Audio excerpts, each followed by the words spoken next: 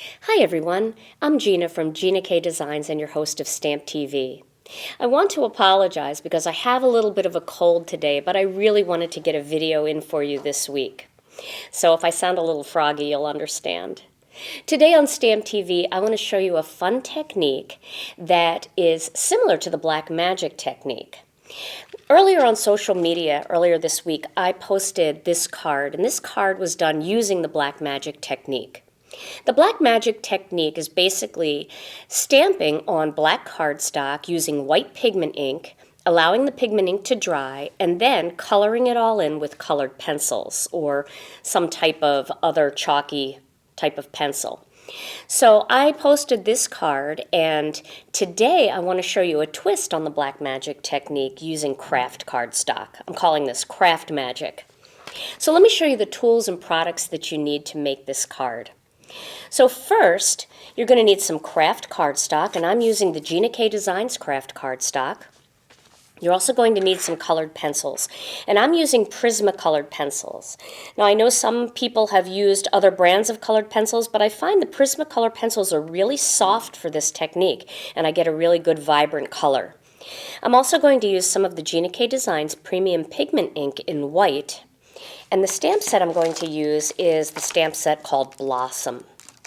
So I'm going to stamp this, but I'm going to use my misti for this because this is a big stamp and I want to get it right the first time. So I'm going to grab a piece of the misti grid paper, and I'm going to put that down this way. I'm going to stamp off of this piece of cardstock, so I don't want to get anything onto my foam.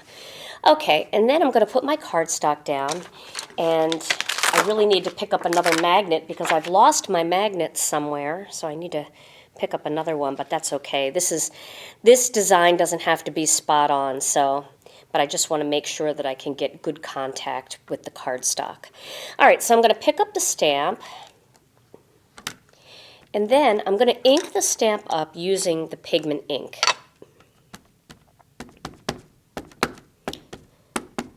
Now, pigment ink is a very thick ink, and it takes a little while for it to dry. And there's a couple ways that you can speed up the process. Some people use a hair dryer, something like that. You can use your heat tool. Just be careful not to bend up the cardstock too much. But I usually stamp a whole bunch of these, let them dry overnight, and then come back, and then I've got a ton of them to work with. So let's get this inked up. Okay. So there is my image, all done in the Gina K Designs white. I'm going to move this out of the way, and now I'm going to add some of the flowers to this. So this set, this blossom set, has a whole bunch of different flowers, and I've picked just a large flower and then a small bud. And I'm going to ink up these stamps using the pigment ink again, and you'll notice that there's little open branches and places that you can add these images. So I'm going to add one here. You can kind of do this any way you want. Let's put one here. We'll put one in here.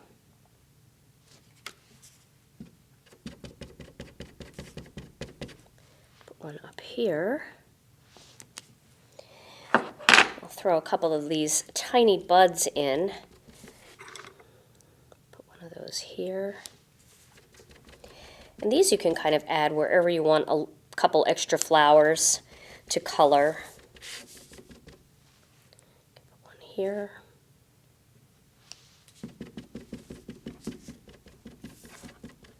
I'll add one right here. Okay. So there I have a nice vine pattern, and I'm actually going to turn the card this way. This is going to be the orientation of the card when I'm done.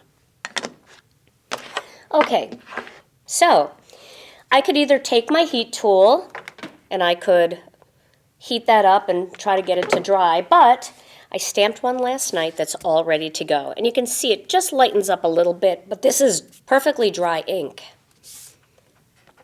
For my next step, I'm going to grab a couple different colors. Now, the colors that I have here are, this is called Light Aqua, This is called True Blue.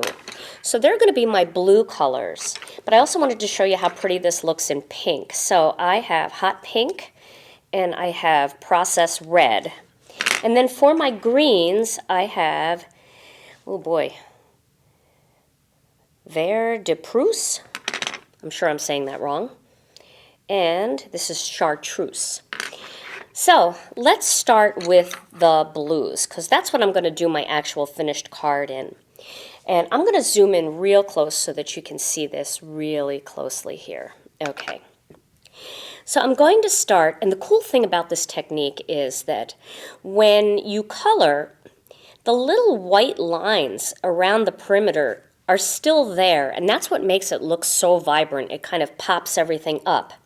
Now, if I colored directly onto craft cardstock with my colored pencils, you would get a pretty look. I mean, it's definitely pretty, but you can see that it's light. It doesn't really pop out. But when you put that white ink down first, that's where you really get the pop of color. So I'm going to start here.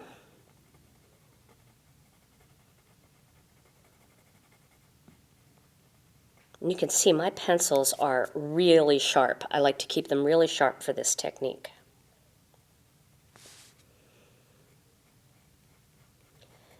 I'm going to color all of these first in this color.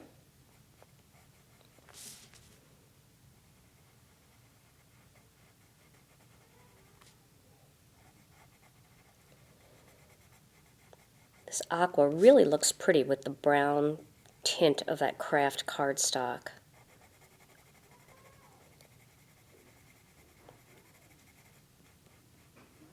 So last night I had to try with the pink too, and boy, the pink really looks pretty too. I had a hard time deciding whether to use the pinks or the blues, but I'm going to show you what each looks like, and then I'll show you my finished blue card. So you can see what's happening here. This is looking nice and vibrant.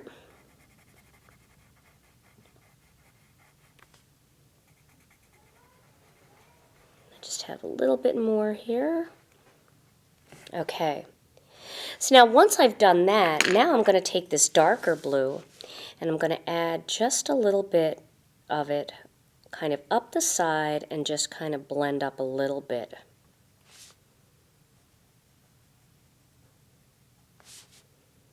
And that kind of gives you that pretty two-tone look. It gives a little bit more depth into those flowers.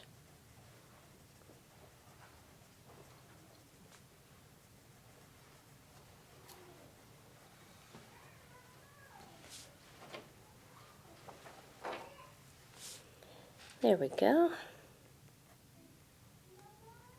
You can see what that looks like. Okay, now let's do a pink one. I'm going to use this hot pink. Is that hot pink? Yep, that's hot pink. Okay, I'm going to do the same thing here. And I would definitely recommend that you keep your pencils nice and sharp. So as you're doing this, you may have to continue to sharpen them. And I'm using a really cool sharpener. This is the sharpener that I use. It's an electric sharpener. And I will link this underneath the video so that you can find it. I've been using this sharpener now. Karen Hightower gave this to me during our event last October, and I absolutely love it. And ever since I started using it, I have not had one Prismacolor pencil break, which is really nice. I know Prismacolor makes a nice sharpener too, but this is electric, and I like that. I like to just put it in there and get it nice and sharp.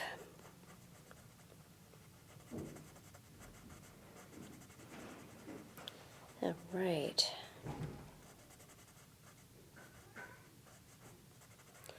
And just a couple more petals here.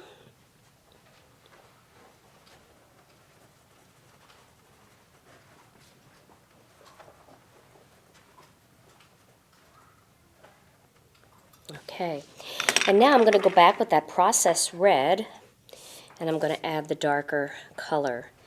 And although this is called processed red, it's definitely more of a magenta type color.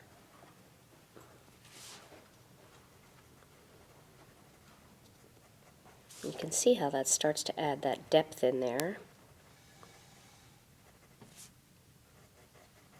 Starts to define it a little bit more.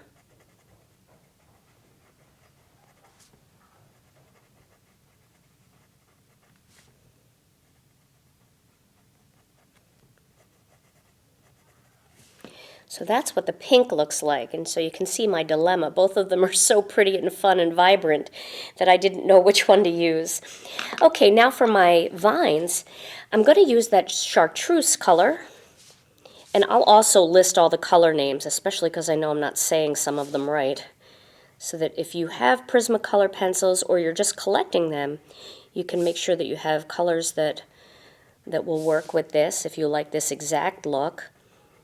And of course, you can always use what you have. You don't need to go out and buy anything special for this. If you've got good colored pencils, just pick colors you like.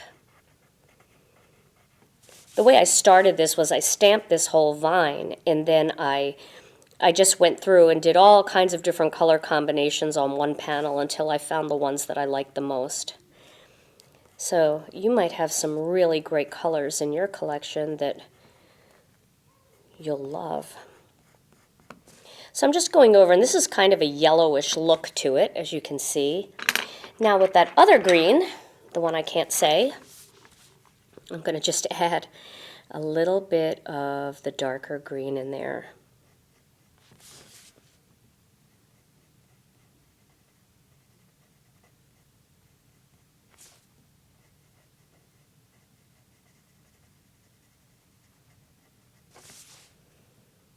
And that gives a real nice sketchy look. And I'm also going to just do a little bit of that darker green over the lighter green on the vines too, just to bring that out a bit.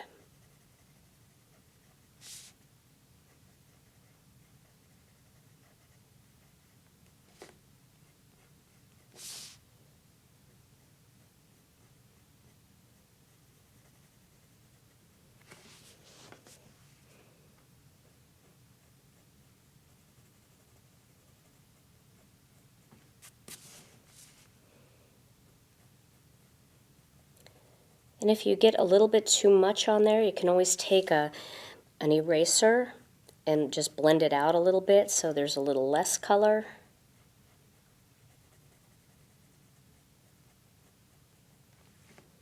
So you can see what's happening. That's kind of giving you that pretty vine look. It almost looks hand-drawn because you don't see any of the lines, but that little bit of white on the edge really makes everything pop out. So let me show you the card panel that I finished. So here's one that I did with all the blues and the greens. So you can see all the different shading I did there. And it's really fun to just sit and practice this and just play with different combinations and put them away for when you want to make cards out of them. Okay, so for my next step for this card, to finish this card, I'm going to emboss some words up here. So I'm just going to use my embossing magic pad. And then I'm going to use the Hello Friend greeting. And I'm going to use the white pigment ink for that.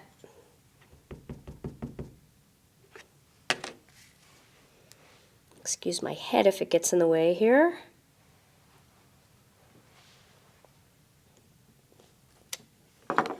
And then I'm going to use a little bit of the white embossing powder because I want that greeting to pop out just a little bit more. And because this is a pigment ink, you can emboss over it.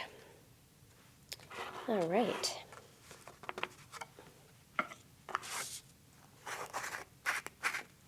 And I'm going to close up my ink pad. And let me get my embossing tool, my heat tool, and just heat that up. Only takes a few minutes to emboss, but you can really see it becomes more vibrant, which will match my back panel and my ribbon a little bit better. All right. So my next step for this card is going to be to grab a piece of white cardstock here, and got my tape. I'm going to tape these two panels together.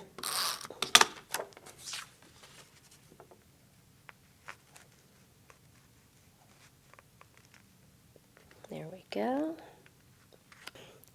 So I have a little piece here that I'm going to put across to kind of separate the hello friend from the rest of the card.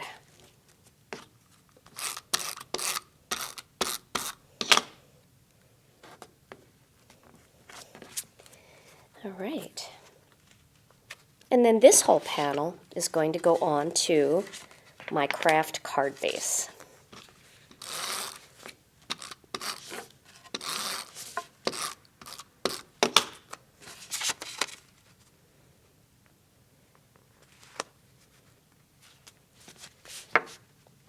And then I'm going to add just a little knot over on the side here, just to give it a little interest.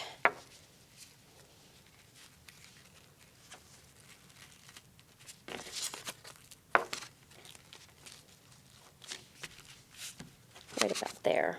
I'm going to trim that off. And this side.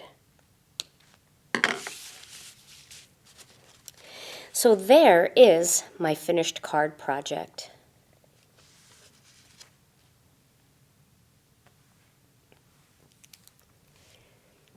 I hope you've enjoyed today's Stamp TV video. Stay tuned to Stamp TV for more projects, and thanks so much for watching.